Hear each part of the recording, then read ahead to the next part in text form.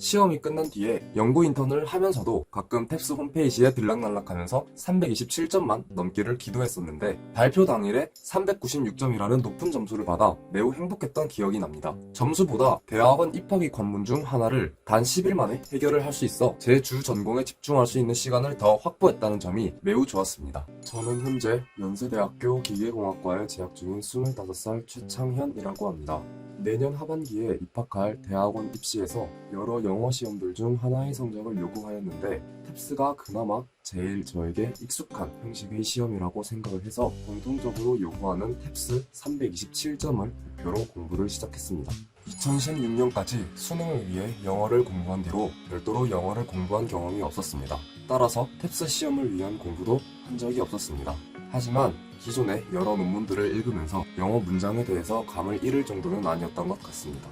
2022년 1학기 종강 10일 뒤에 탭스 시험이 있었는데 그 시험을 치고 난 뒤 더 이상 영어 공부에 시간을 쓰지 않고 대학원 연구 인턴에 집중을 하고 싶었습니다. 다른 탭스 공부법들은 모두 공부해야 하는 것들이 너무 많았고 현실적으로 10일 안에 끝낼 수 있는 양이 아니었습니다.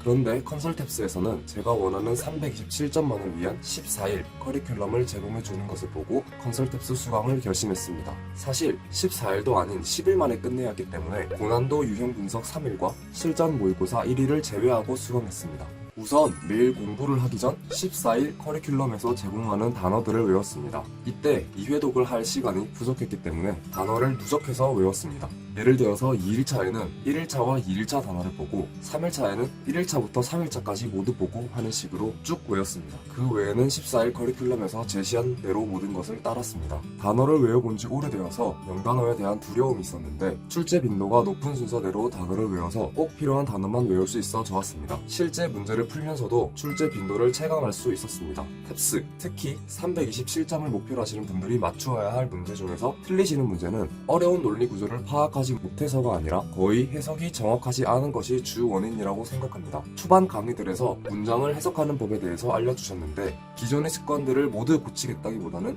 자신에게 필요한 부분만 골라서 사용하시면 해석 정확도가 많이 올라갈 수 있을 것 같습니다. 또한 문제풀이 중 모르는 단어가 나와도 충분히 그 문제를 맞출 수 있다는 자신감을 주셨던 부분도 좋았습니다. 기존에는 모르는 단어가 있으면 아예 그 문제를 못 풀었는데 문맥으로 문제를 푸는 방법을 터득해서 실제 시험에서도 잘 사용할 수 있었습니다. 독해와 마찬가지 방법으로 단어들을 외웠고 14일 커리큘럼에서 제시하는 수강 순서를 그대로 따랐습니다.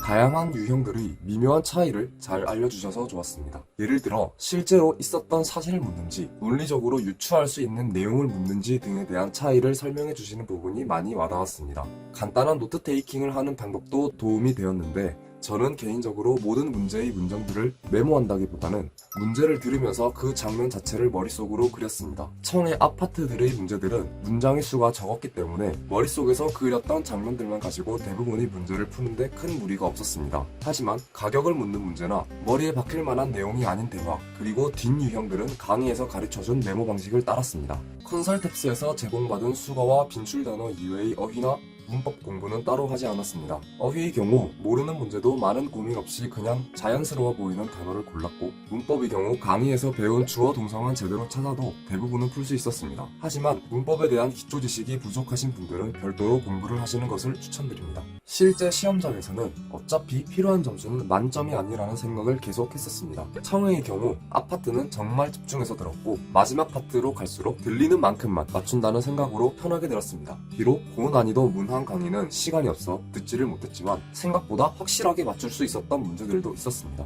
어휘와 문법 영역은 시간 싸움이고 메인이 아니라 보너스 점수를 받는 파트라고 생각을 했습니다. 문제마다 고민을 길게 하지 말자고 생각을 했습니다. 확실하지 않은 앞의 문제들을 고민하다가 충분히 맞출 수 있었던 뒤 문제들을 보지도 못하고 시간이 지나버리지 않도록 문제를 푸는 속도를 조절했습니다. 독해는 개인적으로 문장을 빨리 읽으면 정확한 해석을 못해서 풀 수 있는 문제도 틀리는 일이 많았기 때문에 독해의 모든 문제를 풀겠다는 생각을 하지 않고 정해놓은 문제의 개수만 확실하게 풀겠다고 생각했습니다. 이때 문장 하나하나 확실한 뜻을 이해하기 위해 노력하면서 문제를 풀었습니다.